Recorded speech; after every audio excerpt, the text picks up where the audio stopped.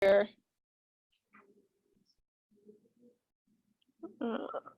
Good. Okay.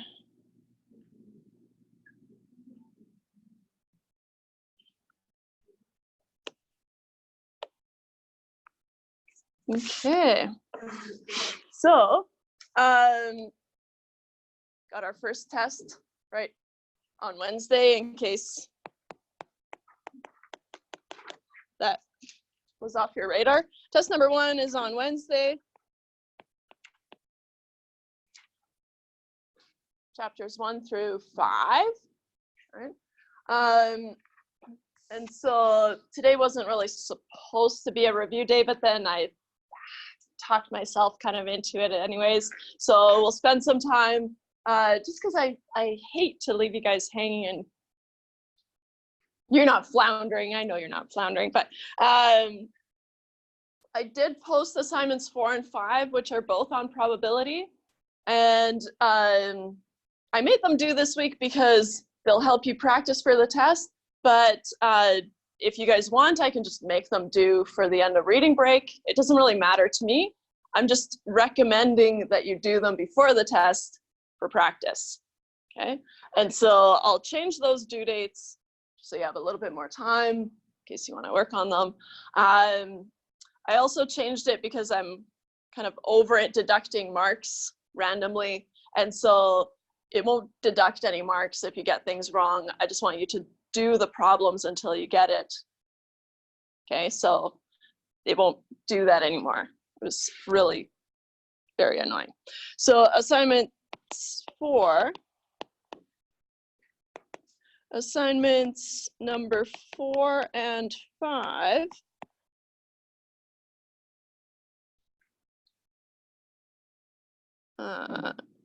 I'll change the due dates. So we'll be due, the Sunday's the 23rd, right? February 23rd, I think. February 23rd at midnight as per usual, right? Both of these assignments will help you study for the test. Okay, so I would do them beforehand, right? But I know things come up and whatever.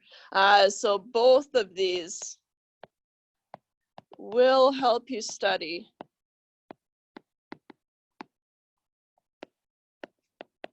for the test.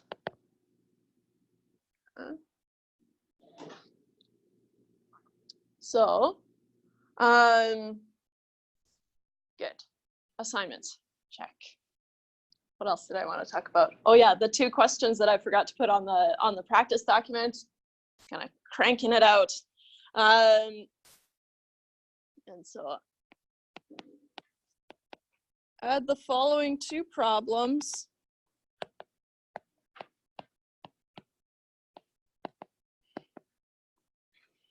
To the practice document. If you haven't had a look, right, it lists all the possible topics that I will test you on, right? Whether that be applications or just kind of definitions, that kind of thing.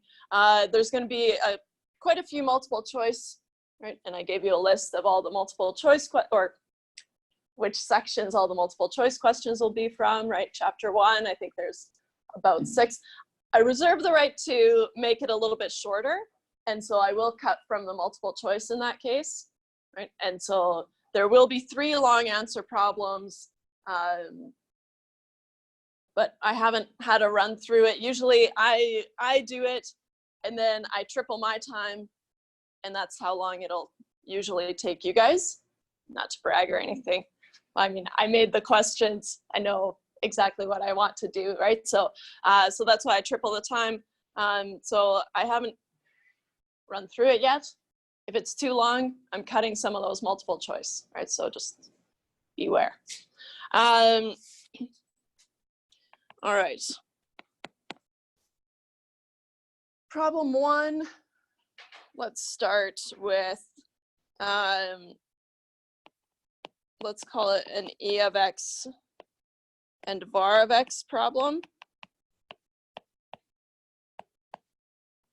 because it's in the list of topics, and then I never gave you a problem to kind of show you what you needed to know.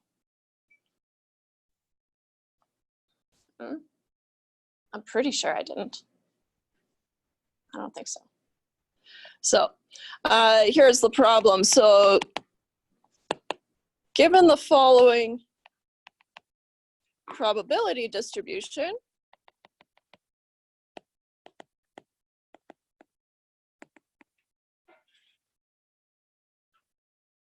find the expected value of X and the variance of X. Find E of X and var of X.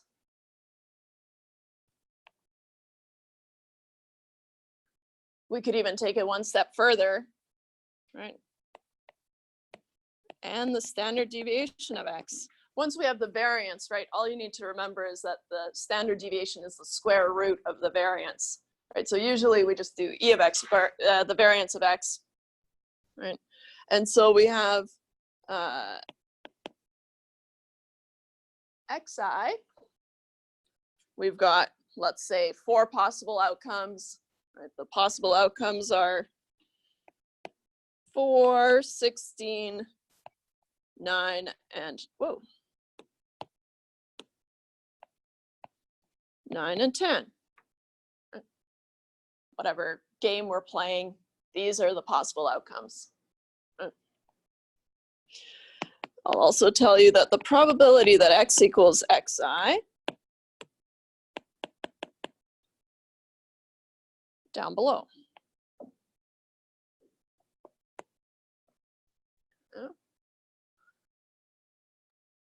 So if the probability of getting a 4, let's say we're rolling this weird looking 4-sided die, I don't know, whatever, is 0.3. The probability of 16 is 0.2. The probability of 9, let's say, is 0.4. I expect you to know, well, if I had this as a missing probability, right, what's that missing probability? Well, we use the fact that for a probability distribution, these all have to add to 1, right? And so we've got 0.3 plus 0.2, that's 0.5, plus 0.4, that's 0.9. So then the missing one must be 0.1, right? So expect you to know that, but we'll just fill it in there. Okay. So now we can check, okay, this is a valid probability distribution, right? Which is also something that I'm expecting you to know.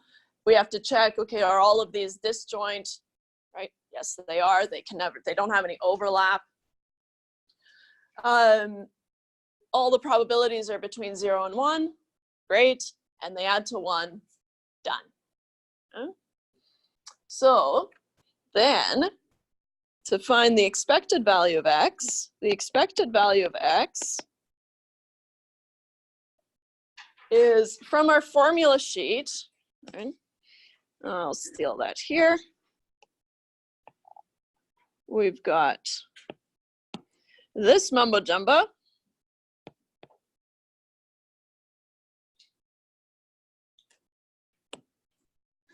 Which tells us that the expected value of X, which is the mean of X, right? We established lastly that the expected value is actually just the mean of X, right? Now we've got these different probabilities as opposed to before where we had the same probability for everything, right?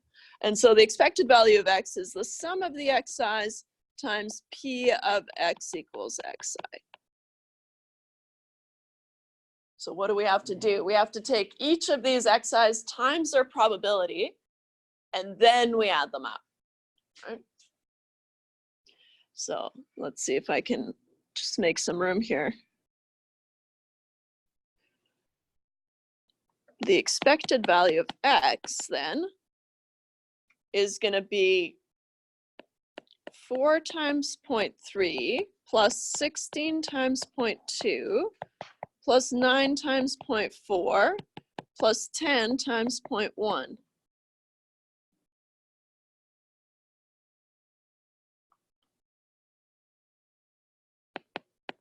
if we do these, 4 times 0.3 is 1.2. 16 times oops, that's just 16.2. 16 times 0.2 is 3.2. 9 times 0.4 is 3.6. And 10 times 0.1 is 1. Add these all up. 1.2 plus 3.2 plus 3.6 plus 1. I get an expected value of 9.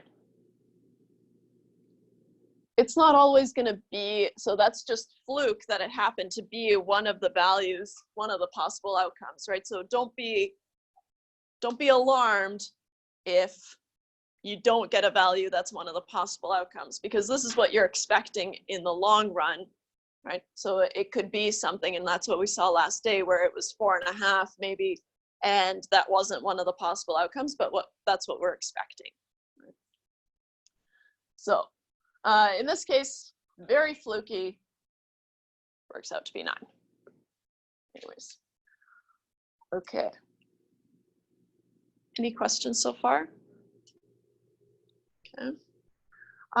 Usually we apply this to stocks, right? So we've got some amount that a stock could increase or decrease by, and then we've got the probability that they would increase or decrease that much, right? And then we find the expected value of that stock over time, right? And so that's what the expected value is, right? But regardless, you're going to be given a probability distribution, have to find E of X and the variance of X. So the variance of X, we've got 2 possible options, right? And if we kind of zoom in here, if you don't have a formula sheet, I forgot to bring them all, but I've got one here. Otherwise, you can grab one after class. So for the variance of X, right, we've got 2 different options. The first one is, well, I have to take all the X's, subtract the mean, which sounds familiar, right, for that standard deviation, one of the options. Square those, and then times it by their probabilities, and then add them up. To me, that feels like a lot of work. And so I actually prefer the second one. Work your way through them, figure out which one you prefer, which one makes more sense to you, just like for the 2 different formulas for the standard deviation. Just depends on what works for you. Right? What clicks, what makes sense. So here, I like this one because all I have to do is I have to take each of my x's and square them, right? So make a new row of just the x's squared. But then I do the same thing, right? Take the squared value times its probability. Right? The probability stays the same. Add those up, and then minus the expected value of x squared. Right? This guy, the expected value of x, I already know. So I can use that, but I have to square it. Okay. So the variance of X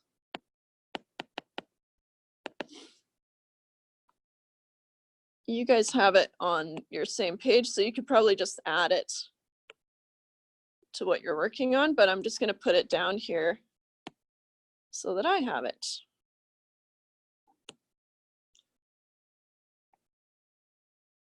So what I'm going to do is I'm going to have my xi squared, kind of tack it on. And I'm going to do 4 squared is 16. 16 squared is 256. 9 squared is 81. And 10 squared is, of course, 100.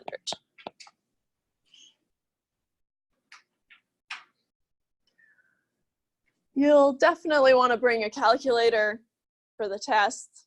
I always bring extra calculators, but don't forget, because you can't use your phone. I have a calculator, it's on my phone. No. So the variance of X is the sum of the xi squared times the probability that x equals xi. Oops.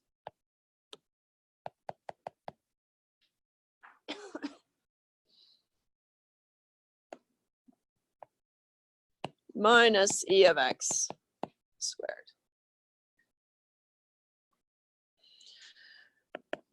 So we'll start with the first big brackets. We've got 16 times 0.3 plus 256 times 0.2 plus 81 times 0.4 plus 100 times 0.1.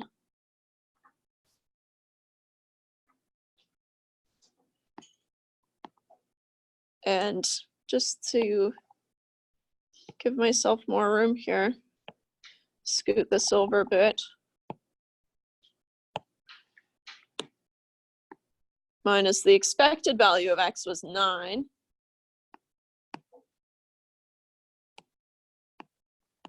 Squared. So I like to separate them with those big square brackets just to make sure that I'm keeping them separate and treating them as different things until the very end where I can combine them. So now I do 16 times 0.3 and I get 4.8. And if you're working along and I get a different number than you did, then please stop me. 256 times 0.2 is 51.2 plus 81 times 0.4 is 32.4 plus 100, whoopsies, 100 times 0.1 puts me back at 10.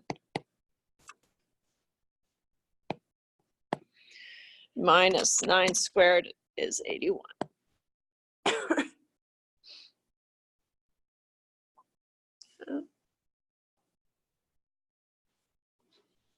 So I've got 4.8 plus 51.2 plus 32.4 plus 10 is 98.4 minus 81.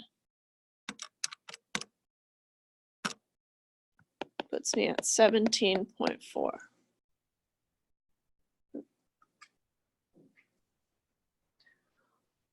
Also on your formula sheet, right, if you want the standard deviation of X, go there and then zoom in. This here, this little guy, is the same as the standard deviation of X. Right. Sigma, remember, is the standard deviation. And it's just saying, well, if you want the standard deviation of X, you just take the square root of the variance. So we have to find the variance first, and then we can find the standard deviation. So the standard deviation of X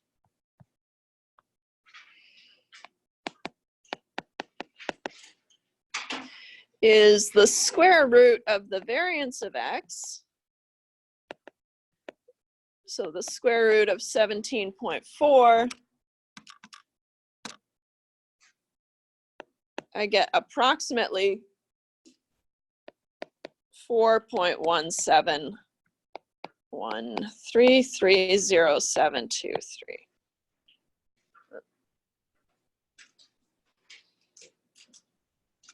If you're not sure how many decimal places to round to, right, in this case, let's default to 2 decimal places. Right? You can always just go to 2 decimal places. There's nothing wrong with leaving it like that. Right? You can just, that's it. It's approximately that. Technically, even leaving it as the square root of 17.4 would be your exact answer. But usually I'll try to tell you, round it to 2 decimal places or something like that. Right? For a multiple choice question, you'll just be able to pick it. Any questions about that one? No? So that's the one that we cranked out last day. And I'm not even sure we got to the standard deviation. I just said, oh, and then you can square root it. See ya. So that's how you do that one. Not too bad. It's weird compared to what we have been doing, but not too bad. Okay, that was the first question that I wanted you to add. I also wanted you to add a multiple regression question. And so how did I say this? Yeah, first one.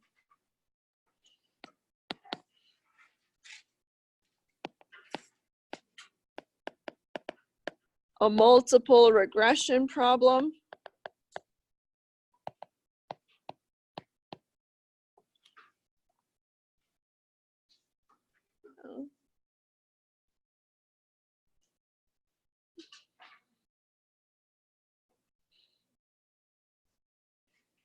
It can be as simple as I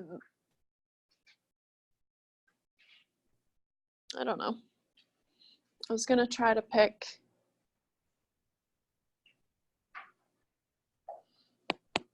the height of a tomato plant.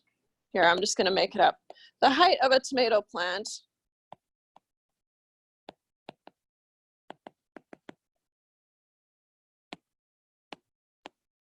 is modeled by, okay, so now I give you the model, and it's gonna be the height hat is, let's do something like 3.2 plus 4 times the fertilizer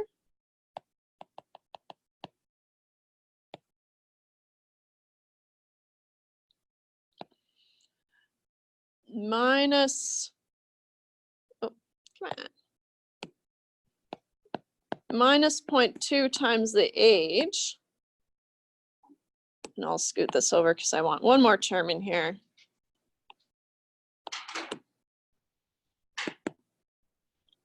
Plus 3 times sunlight.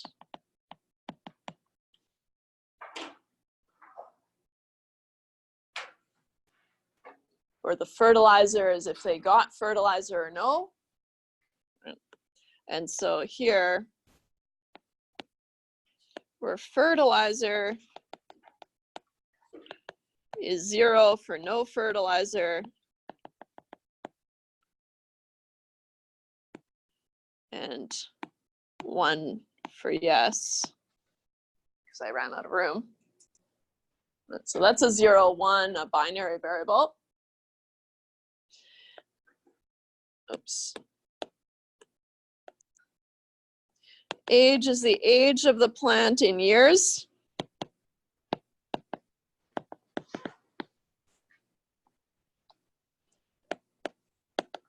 And sunlight is the hours of sunlight per month.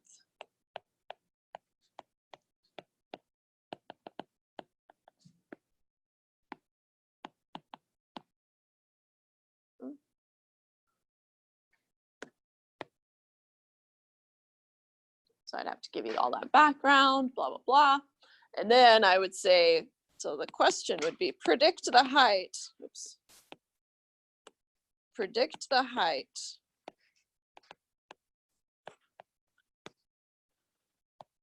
of a plant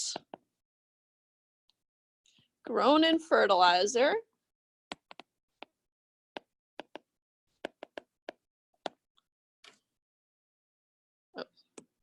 nasty.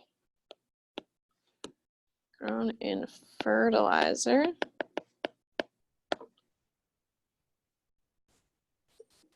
that is 4 years old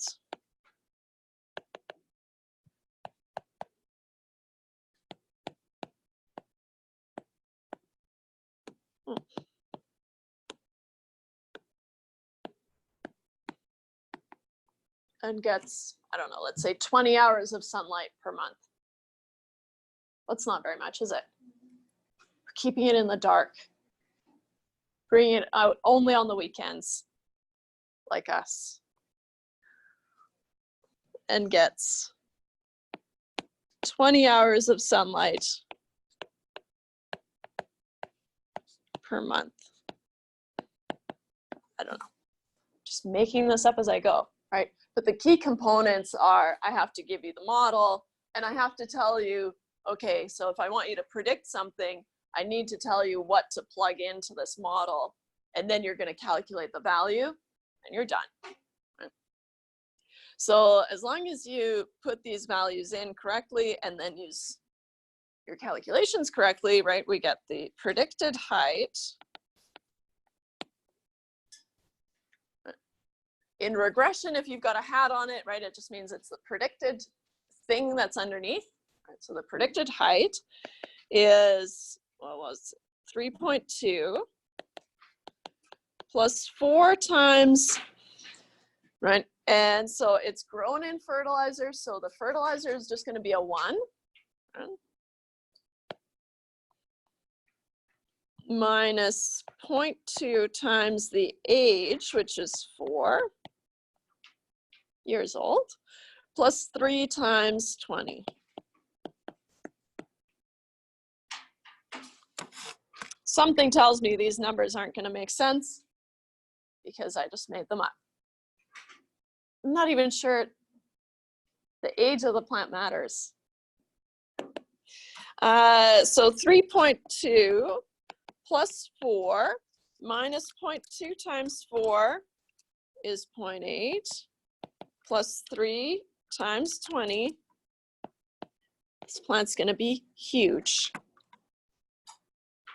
Well, it depends on the units. I haven't specified the units. I'll just make them something convenient. We'll see.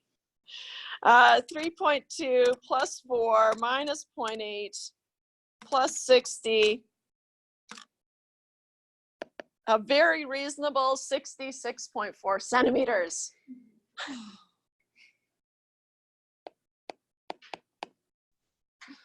But I'm just going for the number.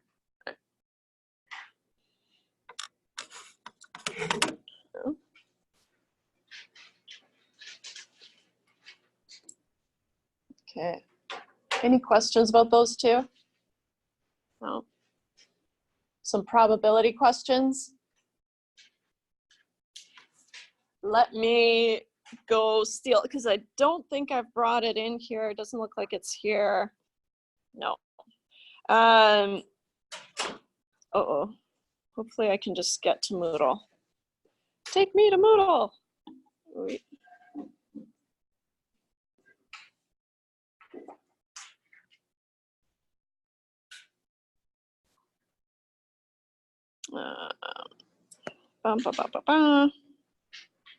Oh yeah, so I'll change those due dates. Here we go.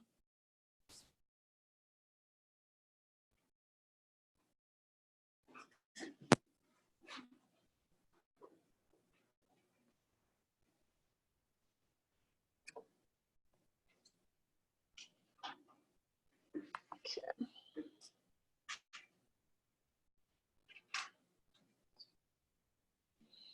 Okay.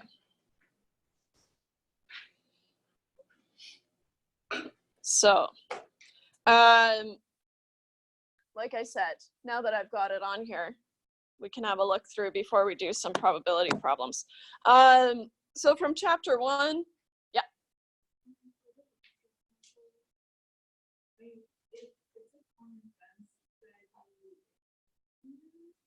No, because I made it up. Okay.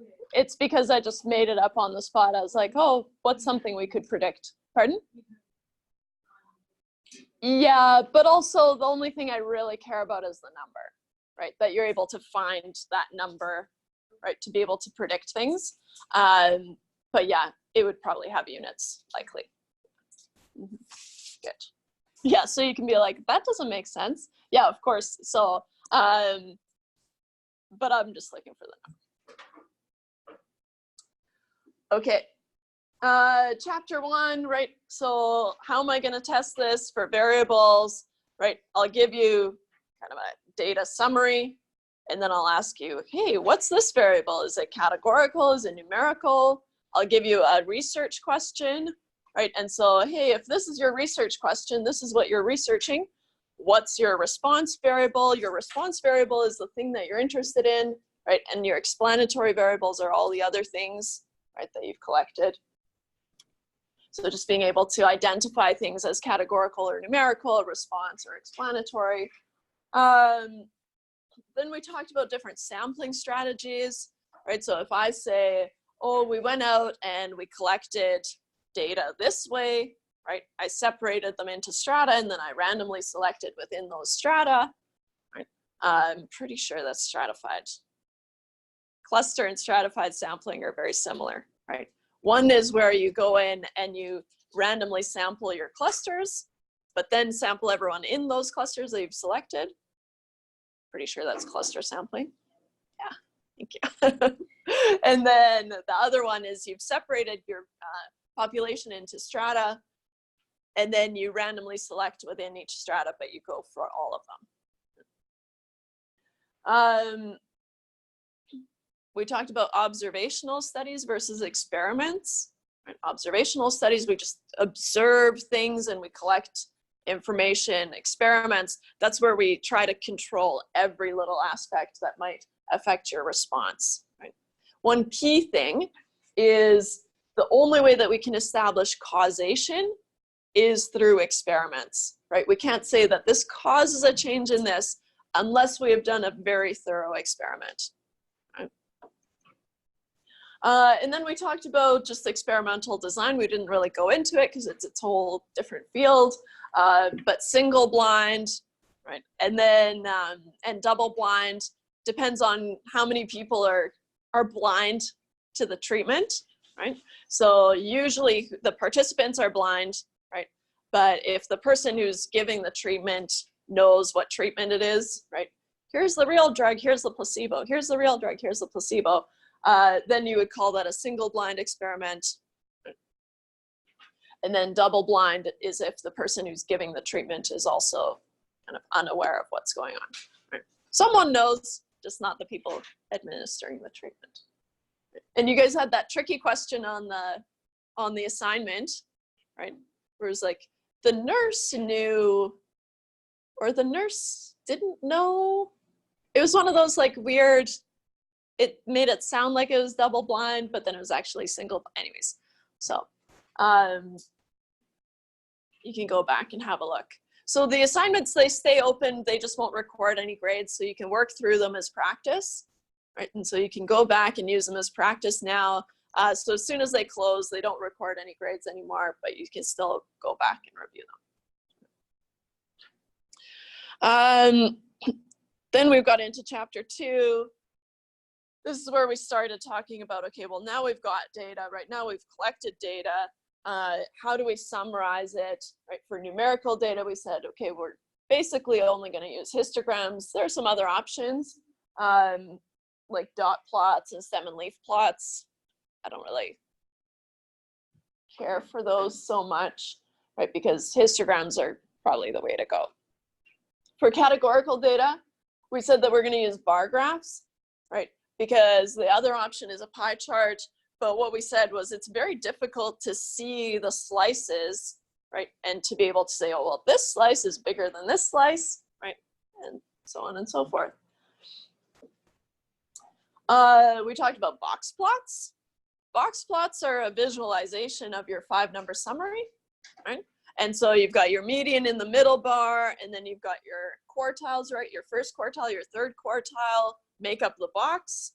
And then you've got your whiskers, and depending on if there's outliers or not, the outliers are indicated by little stars or dots or whatever beyond the whiskers.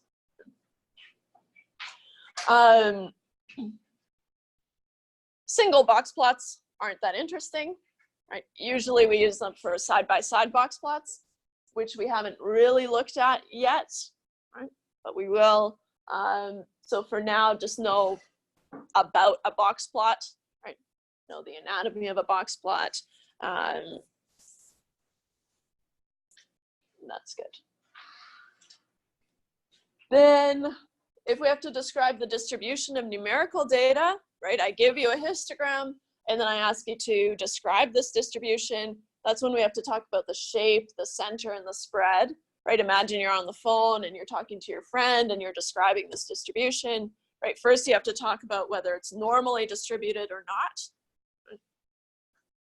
Often we're pushing for a normal distribution, right? So don't be too quick to say, oh, it's not normal, because often we want to argue, oh, it looks like it might be normal, maybe if we collected more data, right? If we've got a small sample size, then usually it'll kind of fill out a little bit. So we typically always argue that we've got an approximately normal distribution.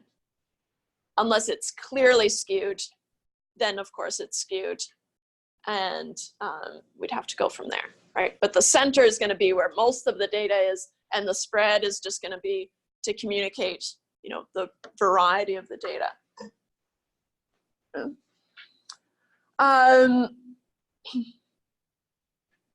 Depending on if you have a normal distribution or a skewed distribution, right? For your center, for a normal distribution, you use the mean. For a skewed distribution, you should use the median, because remember, the mean gets pulled in the direction of the tail, right? So another thing that could happen is if I give you the mean and the median of a variable, and I ask you, oh, just based off of this, do you think this might be a normal distribution? So then you look and see how close together they are, right? If they're pretty close together, if they're almost the same, then they're probably normally distributed, right? If they're far apart, right, the mean is getting pulled in the direction of the tail.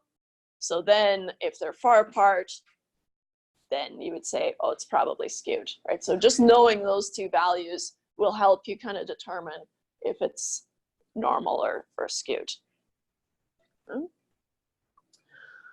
And then the mean and the standard deviation, they hang together, and then the median and the interquartile range, they hang together, right? So for the spread, use the standard deviation for a normal distribution and the interquartile range for a skewed distribution.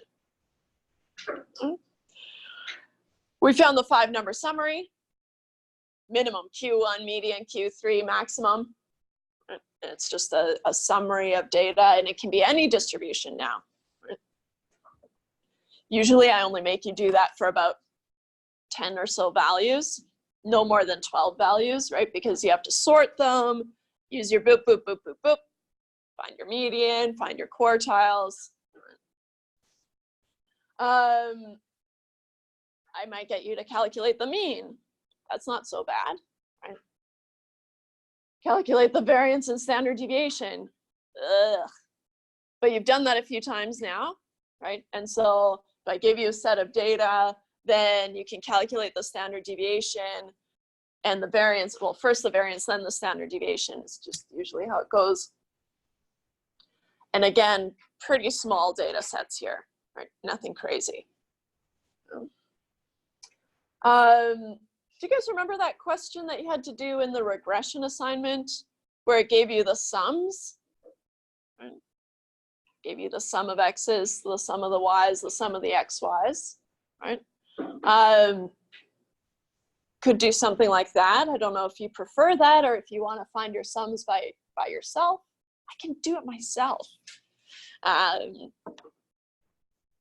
don't know what you'd prefer, but anyways, either way, you'd have to find the sums somehow. Pun intended. Finally, from chapter 2, we talked about the 1.5 IQR rule to find outliers, right? Which says, and you've got it on your formula sheet, I'm pretty sure, right? It's kind of cryptic. It's got the upper bound and the lower bound on there, right? And so what you're doing is you're moving from your quartiles, right? From your first quartile, you're moving down 1.5 times the interquartile range. Anything smaller than that is going to be an outlier. From the third quartile, you're moving up 1.5 times the interquartile range. Anything larger than that is going to be an outlier. Right. Any questions from chapter 1 or 2?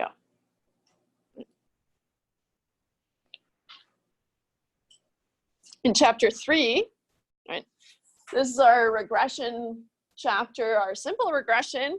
Simple in the sense that it only has one x, right? That's what we call simple regression. If I give you a scatter plot, same thing as the histogram, right? If I give you a scatter plot, you have to be able to describe this relationship, but now it's between two variables, right? And so we have to talk about, is it linear or not linear, right? Is it strong or is it weak? Are things moving together in a strong relationship, and is it positive or is it negative? So you have to talk about those three things. We've got correlation facts on there, really vague, right? But remember, the correlation goes between -1 and 1, and it's a numerical measure of the strength and the direction of a linear relationship. So the key is that it's only for linear relationships. Starting at 0, you've got a weak relationship, and then you move out, and as you pass 0.5 on either end, right, positive or negative, then you're moving towards a stronger and stronger relationship. -1 or 1, you've got a perfect relationship. All those points are going to be on the same line. Pretty boring. Residuals, if you fitted a model, right? So if you've got your straight line, your y equals mx plus b, that's your model, then the residuals are going to be the difference between your observed values, right? The points and the line, right? And we use those residuals to check the assumptions, right? We make residual plots. Our assumptions, right? The conditions that we're checking, well, our residuals have to follow a normal distribution. Well, we have to have a linear relationship. Let's start there. Right? We're not going to fit a straight line to something that doesn't have a linear relationship. And then our residuals have to follow a normal distribution. And they have to have constant variance around 0, right? And so if you're seeing any sort of curvature in your residual plot, then that's bad, right? Same thing if you see this kind of funnel shape. We said that, okay, well, the line is going to do a really good job of predicting where everything is close to the line, right? But then if the points start moving away and away and away from the line, then the line's not doing as good of a job, right? So that's constant variance, or non-constant variance in that case. Construct a least squares regression line. That's where we have to use the formulas on the formula sheet, right? Because you've got y hat equals b1x plus b0. You have to find the slope first, b1, right? Which means you have to know sy, sx, and the correlation r.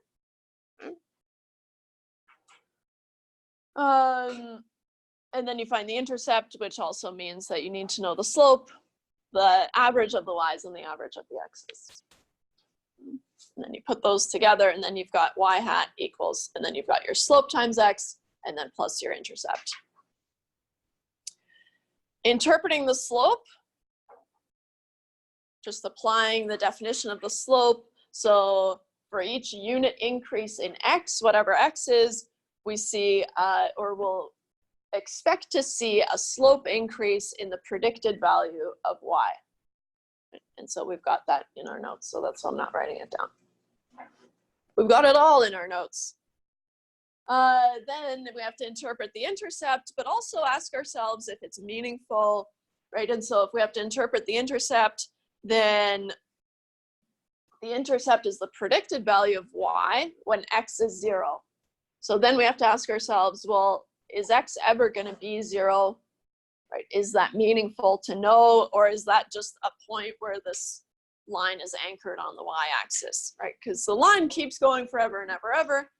But unless 0 is within your data range, right, or reasonably within your data range, then it's not very meaningful.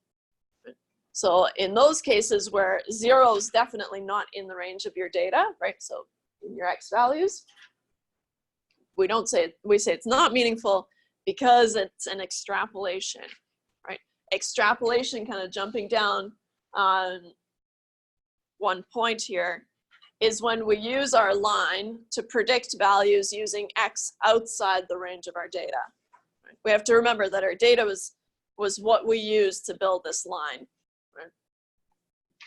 And so if we use this line to predict for values outside of that range, we have to be aware that, okay, well, that's not a very reliable prediction, right? Because I don't know what happens beyond this range.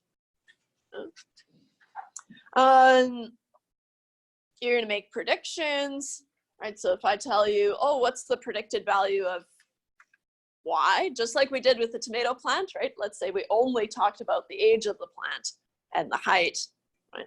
What's the predicted height if the age of the plant is 4 years old? Something like that. So you're just going to use your regression line to make predictions. R squared, I want you to remember the definition of R squared. R squared is the percentage of variability in Y that's explained by the least squares regression line on X. As soon as you see percentage of variability, I want you to just, okay, yeah, R squared, got it. Just keep reading to make sure, right? But as soon as you see percentage of variability, R squared. I want that kind of, because otherwise it's a lengthy definition, right? But R squared is the percentage of variability. And that's just how we gauge how good our model is, right? And how strong or reliable our predictions are. And R squared, right, is a percentage. So 0 is not very good at all. 100, that's top notch. And it's just our correlation squared, right? Correlation goes from -1 to 1. If we square a negative number, it just becomes positive. So now we're between 0 and 1, right? Percentage. Outliers, right? We talked about some different outliers, right? We can have influential outliers, leveraged outliers.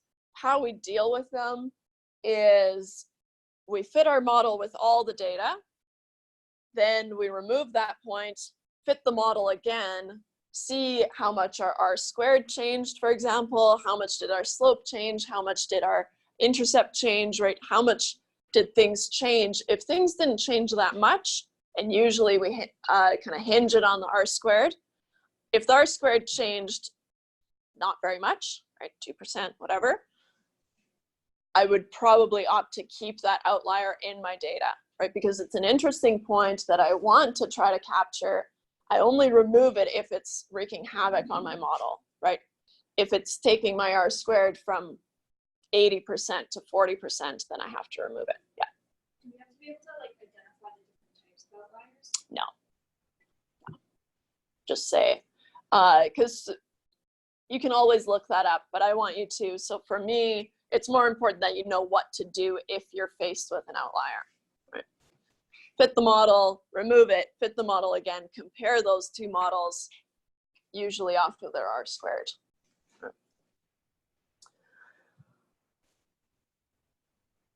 Any questions from chapter 3?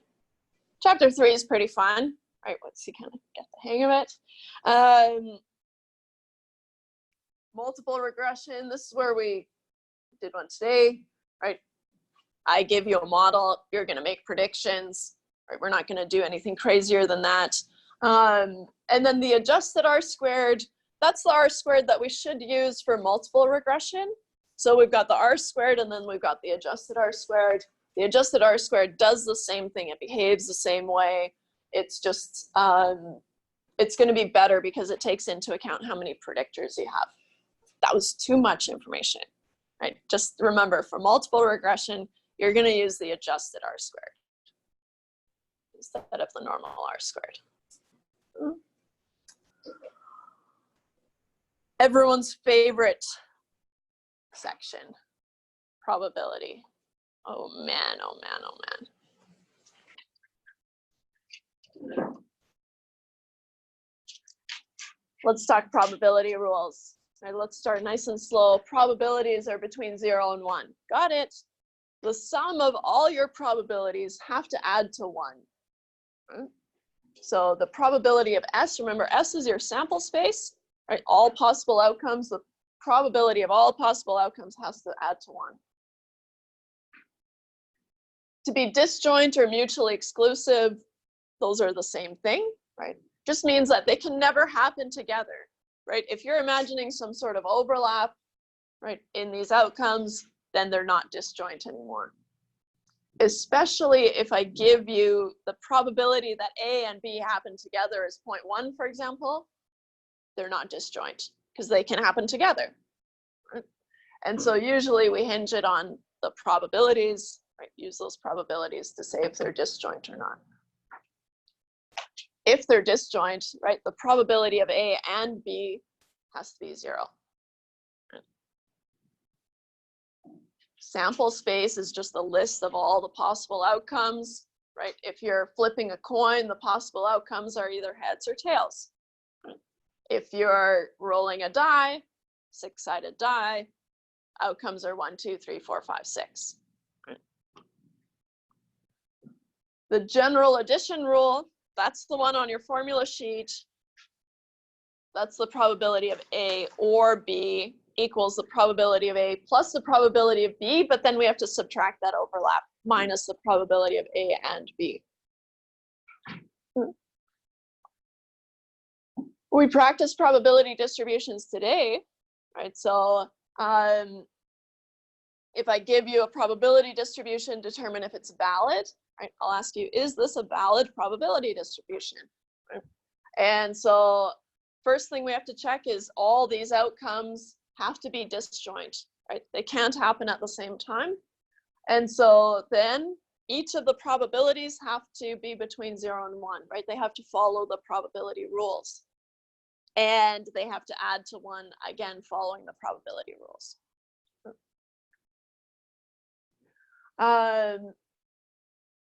Okay.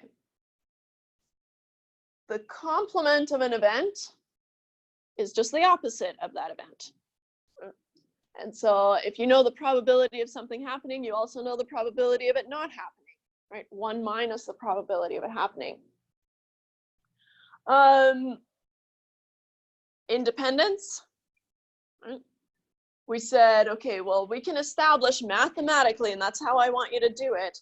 If two things, so if A and B are independent, then you have to know, to show that they're independent, you have to know the probability of A and B. And then you check it against the probability of A times the probability of B. Right? You're only allowed to multiply those two probabilities to get the probability of A and B if they're independent. Right? If they're not independent, you can't do that. Right? And so we use that to check. Or if I tell you, hey, these two things are independent, then you can multiply them together to find the probability of A and B. Conditional probabilities. Now we get into, okay, what's the probability of this given this? Right, so if I know something about an outcome or I know a previous outcome, right, so what's the probability that that I get the flu given that my roommates have the flu, for example, right? That'll be a conditional probability, right? And so it just, I know something, and because I know something about my roommates having the flu, well, that makes me more likely to get the flu, right? Conditional probabilities. Marginal and joint probabilities, just definitions, right? So the marginal probabilities are those total probabilities. So if you're thinking about your two-way table, right, or your contingency table, right, the marginal probabilities are the total probabilities in the margins, and then the joint probabilities are the ones in the body of the table. The general multiplication rule, that's how we find the probability of A and B. Right? It's the probability of A given B times the probability of B. Right? So you have to have that conditional probability to find the probability of A and B. Tree diagram, which you know is, I haven't been saying it before, but I guess it's one of the, it's definitely one of your long answers. I gave it away. So you're gonna have to make a tree diagram, and oh shoot, this is where I have to eat my words. In class, I was, oh, we'll only deal with 2 branches. We're only dealing with 2 branches. And then I looked at the final exam. There's 3 branches. So I've put a practice problem with 3 branches on there. We'll have a test problem with 3 branches, right? So I'm telling you right now, it's going to be 3 branches and then 3 branches. off of each of those. So it is going to be quite a bit bigger, but the idea stays the same, right? Just be prepared for that. So gets pretty wordy, right? But you'll be okay. Tree diagrams, right? As soon as you've set up your tree diagram, then you just kind of figure out what things you need, maybe add them together or multiply things, or, right, we'll probably do an example. Find probabilities using a contingency table or probability table. And so again, I just give you that two-way table and you have to find probabilities. Right. We did touch on sampling from a small population, right? That's where it's really important that if we're sampling with replacement or without replacement, it makes a huge difference, right, in our probabilities, but that's about as much as we need to be aware of. Right? And find the expected value of X and the variance of X of a given probability distribution. That's what we did at the very beginning. Whew. Any questions so far?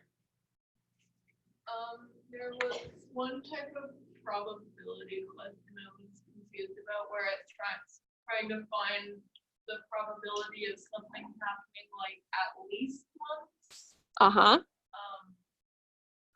And I don't know about that. So the trick for those, and usually those come up with the tree diagram. Mm-hmm. So the trick for those ones is if you want it at least once, right? And let's say we've got our nasty 3 branches, right? Then at the end of each of these branches, right, you're going to have your outcomes, right? So all the combinations of all the possible outcomes. One thing that you could do is you could go through and figure out,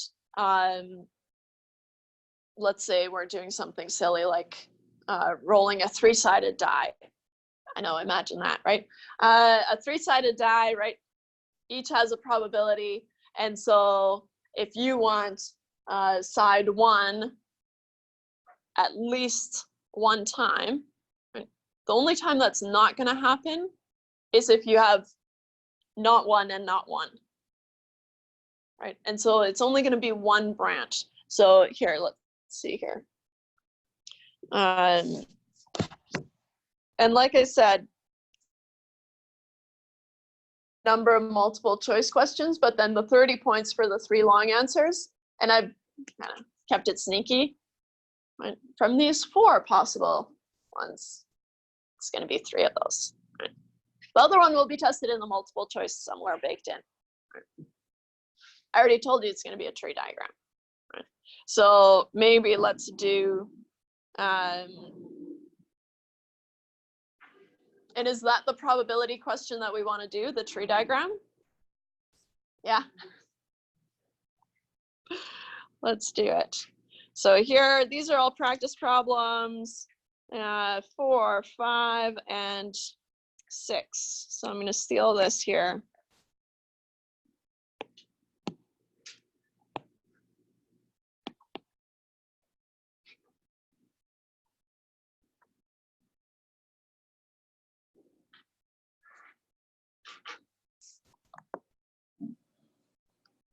So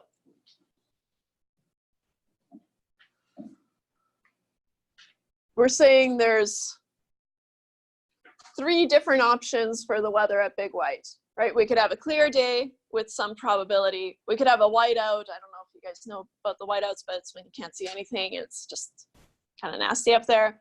Or partial visibility, which we're all kind of okay with. So, and each of those happen with some probability. And so what we can do is we can set up our branches, and like I said, just start with your 3 branches, because I'm telling you right now it's going to be 3 branches. Okay? And so part A, and you want to give yourself quite a bit of room here. Right? because each of these branches are also going to have 3 outcomes, right? Because if we're going out, I'm assuming you've read the question, right? Because we're going skiing on 2 consecutive days, right? And so we use tree diagrams for consecutive outcomes, right? And so here, this is day 1. Those are the outcomes for day 1. And then depending on what happened on day 1, right, we could have 1, 2, 3, 1, 2, 3 possible outcomes. 1, 2, 3.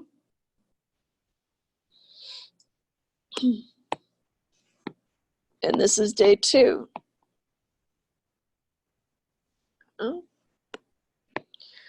So if we let,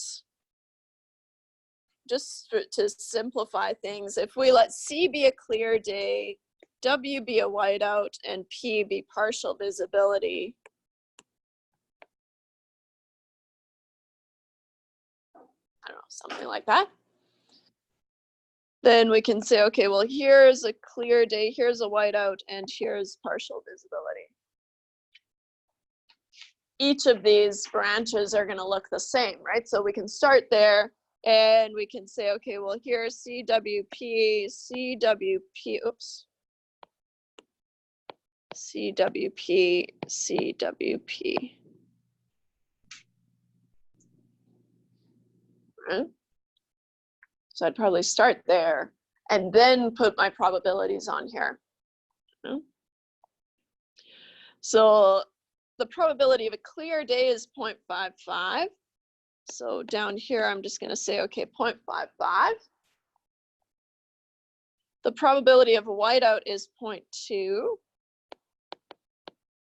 And the probability of a partial visibility day is 0.25.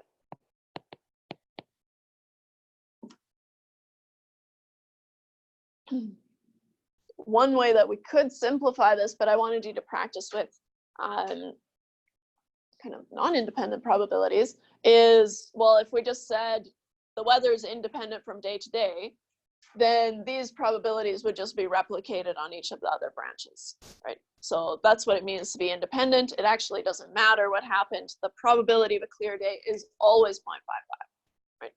In this case, we're mixing it up a little bit with some conditional probabilities. And so then we're saying, assume that if the weather was clear the previous day, the probability of a clear day is 0.7 and the probability of a whiteout is 0.1. So a probability of a clear day is 0.7 and the probability of a whiteout is 0.1. On this day, right, if it was clear the previous day, well, these probabilities have to add to 1, right? So each of these little clusters of branches have to add to 1. And so I've got 0.7 and 0.1, leaving me with 0.2 for a partially clear day.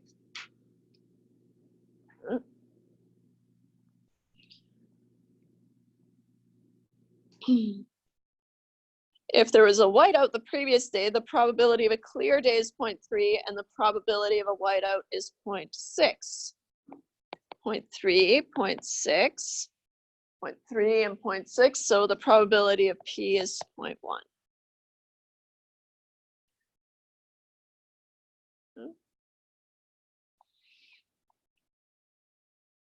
If there was partial visibility the previous day, okay, last branch, the probability of a clear day is 0.35 and the probability of a whiteout is 0.4. 0.35, 0.4, 0.75 puts me at 0.25.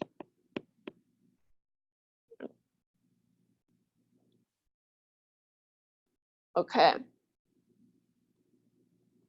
So I find it helpful to just list the outcomes at the end of each of these branches, right? Because at the end of the far left branches, I've got a clear day and a clear day. Right? The next branch, I've got a clear day and a whiteout. Then I had a clear day with partial visibility. Then I had a whiteout with a clear day, a whiteout with a whiteout, a whiteout with partial visibility, partial visibility followed by clear day, partial with a whiteout, and then partial.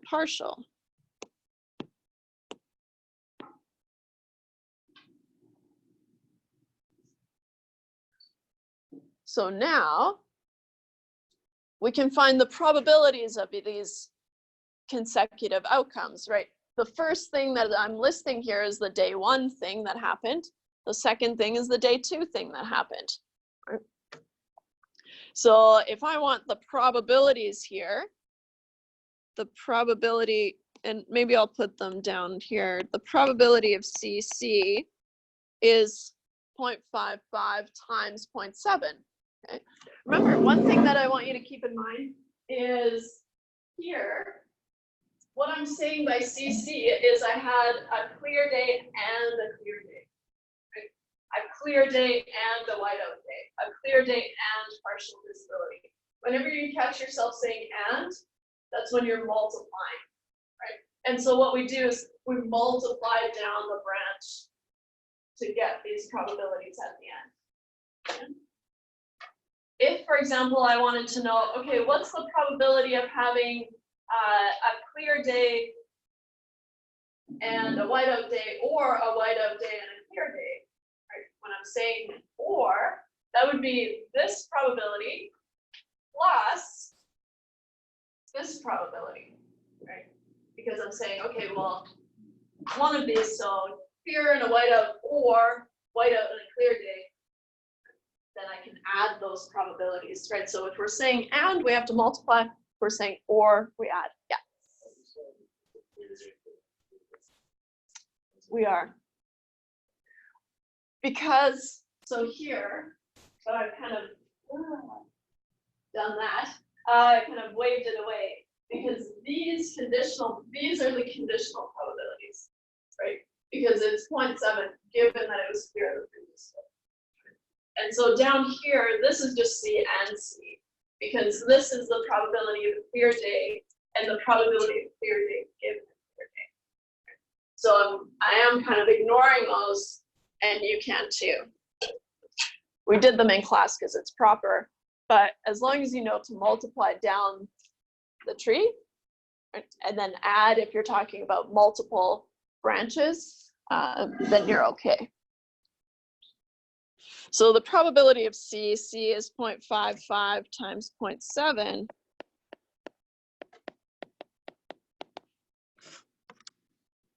Uh, 0.55 times 0.7, 0.385. And you want to avoid rounding as much as you possibly can, because all of these, one way that you can check that you've done it right is you can add up all those probabilities. All right, there's going to be 9 of them, but you can still handle it, and make sure they add to 1. Right? So you don't want to round, or at least try not to round as much as you possibly can. Okay? And so you would do that for each of these branches, right? Figure out what those probabilities are at the end.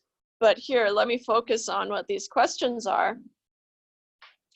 What's the probability that you have a clear day on both days? Hey, I just did it. The only way that that can happen is clear and clear. Right? Clear day on day 1, clear day on day 2. So the probability, so I guess this is part B. Probability of a clear day and a clear day is 0.385. What's the probability that you have a clear day on both days? Oh, that's the one we just did. What's the probability that neither of the days are clear? So neither of these can be clear. And so, well, these probabilities are out, right? Because I started with a clear day, so that can't, all these are gone, right? If I have a whiteout, it could follow a whiteout, right? Or I could have a partially visible day, right? As long as I don't go down this branch, I'm okay. So we could be on this branch, or this branch, or not this branch, but this branch or this branch. So if you have the probabilities, and you should have the probabilities at the end of each of these, then answering those problems isn't going to be so hard, because then you're just going to look and say, okay, this one plus this one plus this one plus this one. No, because it's just, that's just, well, I mean, total probability is 1, so you're safe, you could, but no. Because the probabilities have taken it into account already, the weighting. You just add them all up. So here, the probability of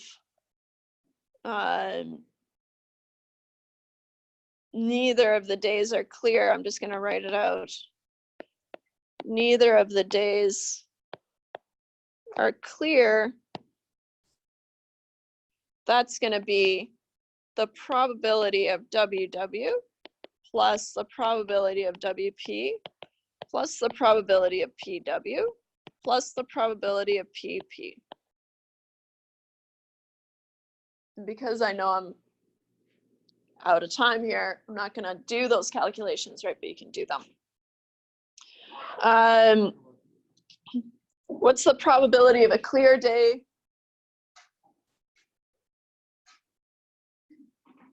That doesn't make sense. Don't know why I had that there. What's the probability of a whiteout given the previous day was a partially clear day, right? So then that's the 0.1. What's the probability of at least one clear day? Well, here I've got 2 clear days, or this one, or this one, or this one. So I add those up. So once you've got them laid out like that, then you can go through and just figure out which ones satisfy the conditions that I'm giving you. Any questions? See you guys on Wednesday. Good luck. So with that, please question, if it's over 1. Yeah, so it's at least 1, so it's a 1 or 2. Okay, but I mean, if you add those up and the probability comes up, That shouldn't happen because they.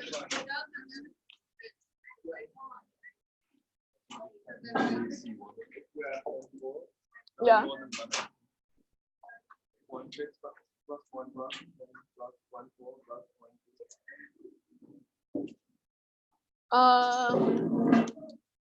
Which one?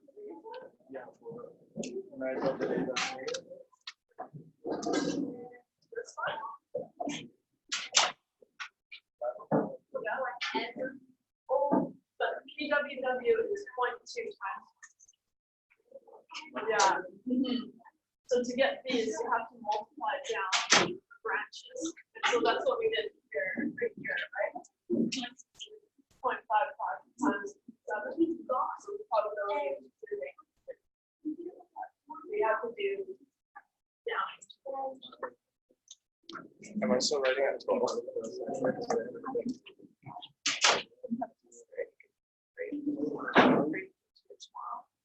Or later today?